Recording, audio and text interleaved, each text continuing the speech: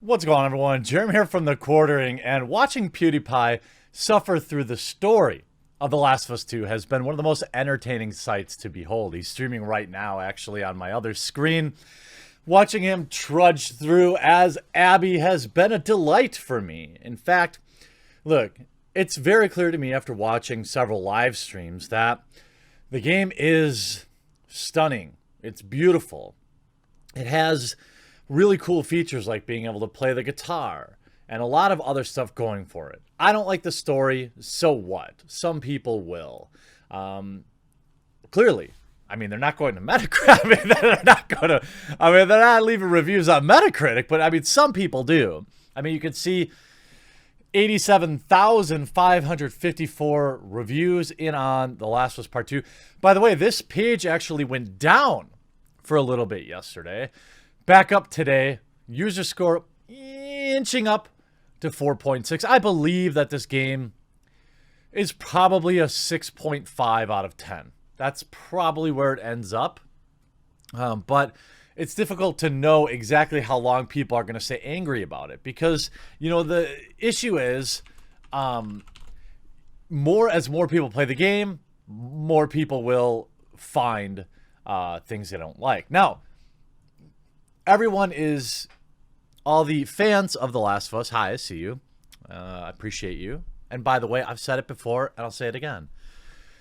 If you like the game, then everyone else can just go pound sand. You know? You enjoy it. That's all that matters. And I'll also say this. A huge percentage of the people that watch my videos aren't subscribed.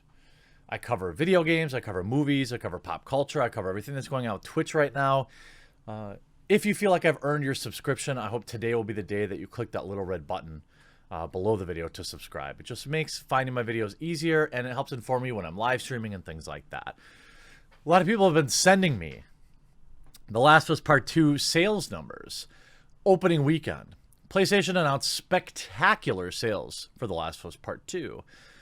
Naughty Dog sequel shifted 4 million copies during its opening weekend, making it the fastest selling PS4 exclusive ever worldwide. Congratulations, Neil and the Naughty Dog team.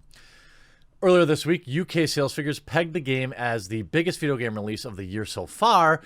It's also piping in fellow Naughty Dog exclusive Uncharted 4 to be the fastest selling PS4 exclusive in the UK. Creative director Neil Druckmann today thanked the millions of fans who have played the game and thoughtfully contributed to the discussion about it. I like how they put it that way. But also confirmed there will not be a story expansion for The Last of Us Part 2. Speaking yesterday, Druckmann confirmed there will be no story expansion for The Last of Us Part 2 as there was for the first game. Though they remained tight-lipped about the studio's future multiplayer plans for the franchise. Multiplayer, Again, there's a pretty good chance you've reached the end of the playthrough of The Last of Us Part 2 and wondering what's next for the franchise. Does Naughty Dog have any plans for DLC? What could expand the expansion? Or could an expansion of the nature focus on? What did Tommy's journey through Seattle look like before joining up with Ellie? All this kind of stuff. Well, it's not happening. Absolutely no expansion for you, which is, I mean, look, I can't say that I feel any certain way about that. I think if games release an expansion for free, that's awesome. That's just great fan. That's taking care of your fans. It's absolutely a good thing. Now, we're not getting any DLC for The Last of Us Part 2, so most people have now finished the game. And I'm enjoying PewDiePie's playthrough, and I just want to show you a couple of really telling moments. So PewDiePie, and by the way, thank you, Green Danger, for cataloging this, because I think it's really important stuff. I should give you a like there, buddy. PewDiePie is 16 or so hours in. Neil Druckmann's masterpiece, The Last of Us 2, and you can tell he's really enjoying himself. And that's something that Pewds has been talking about how the game really subverts your expectations. And ultimately, this is what you see from every reviewer that I trust. Why is it that all these huge YouTube reviewers, Skill Up, Even Moist Critical put out a review, a middling review of the game. How come all of their opinions just get completely tossed out while, you know, everybody, the Metacritic reviews are so highly revered? Let me change some things around here and let's watch this. All right, here we go. Hey, remember when Joel was in this game? Ha, clearly putting, not very happy with the story, is he? I remember. Remember this is a cute game about a father reconnecting with his lost daughter after losing. You know what I'm trying to say. Fuck. Reconnecting. Aww. After losing his daughter, finding hope in humanity. Once again. I remember. Aww, he does remember. I remember very well. Imagine. Now, I don't know if PewDiePie got paid to stream this. By the way, genius move doing members-only stream chat, probably locking in a ton of members. I've thought about doing that myself, but I don't want to make people angry, so I won't do that. But the insane amount of disappointment in his voice and sadness as he just trudges through this. And here we are, playing as Abby. Which he clearly hates. 10 10 hours. hours. Cool. Cool. My expectations are so subverted right now, guys. There you go. It's good, right? My expectations were subverted. They're so much better. I don't get it. I mean, I guess if you're going to commit to live streaming, you play the game, right? But I just wouldn't play a game that I don't like. If it was that bad, I would just quit and play something else. It's not like it's about money for PewDiePie. He can just buy whatever game he wants.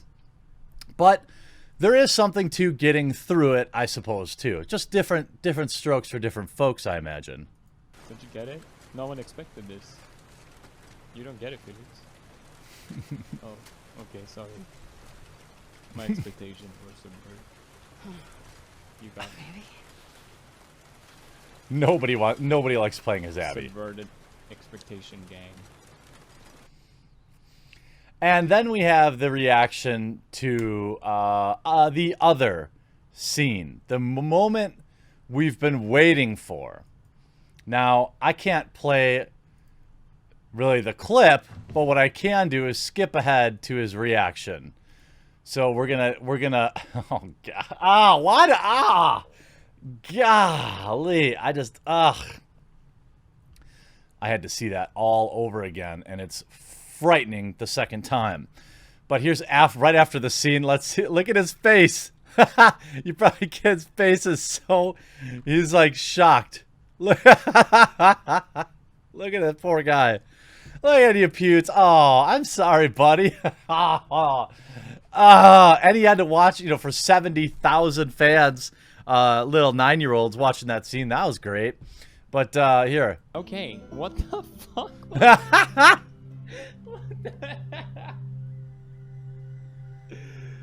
Oh, I don't know what to say. Look at his pain. It's nothing but pain. It's all pain. Game that keeps on giving. Thank you, Last of Us. That was very tasteful. Thank you. Wow. How many hours left, guys?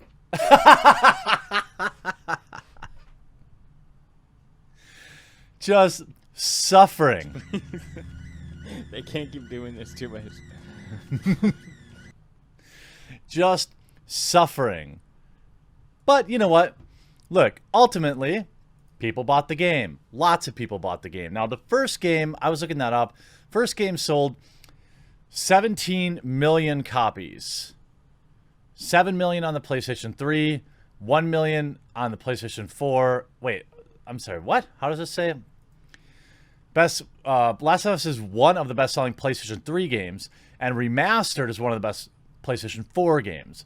By 2014, the game had sold 8 million copies, 7 million on PS3, 1 million on PS4. Well, that's 8. How'd you get to 17? What?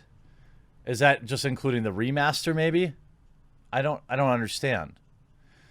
Following its release, The Last of Us released, blah, blah, blah, a depiction of female characters, blah, blah, blah.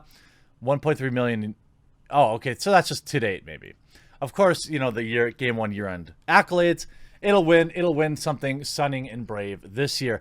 But to put in perspective, you know, this win across platforms just like The Last of Us 2 will. It'll be, you know, on the PlayStation 4 and the PlayStation 5. Maybe there's just a bunch of people that are waiting for the PlayStation 5 version to buy it. But obviously they also had additions like The Last of Us Left Behind, a downloadable add-on single-player campaign following Ellie and her best friend Riley, by the way, which was reviewed very well, and even though it was very heavily about her coming out, so all the people saying that they hate this game because of that is ridiculous. People don't like The Last of Us 2 because of what they did with the characters that they love. Nobody likes Abby. Nobody wants to play 10 hours as Abby, and that's the problem with the game. Ultimately, 4 million copies in the opening week, best-selling ever. That's great. Let's see what kind of legs it gets, though. See, one of the things that really led to the long tail for sales on The Last of Us was that so many people were talking about for so long how it was such a great game. So people would then go out and buy the game for many months after it came out, years after it came out, when they had the remaster and all this stuff, right? They had a lot of positive press that just kept going. Is Naughty Dog going to have it this time around? See, 4 million sales are a result of, what, 20%, 25% of people that bought The Last of Us 1 already buying The Last of Us 2. I don't know how that compares in terms of sequels long term, but I wouldn't be happy about only 25% of my people returning and buying the second game. But that's just me. Maybe that's different in video game world. I don't mean that to be sarcastic. I really don't know. I work in customer retention, and a 25% retention rate is trash. But I think the real question is going to be is how many copies has this game sold by the end of the year? You know, how many people want it for Christmas? How many people want it for their birthdays between now and the end of the year? Is it going to get to 15 million copies sold? Based on the pub, I don't think so. But I never thought it wasn't going to sell well. We'll have to wait and see how it all shakes out. I hope you enjoyed this video. We'll talk to you again real soon.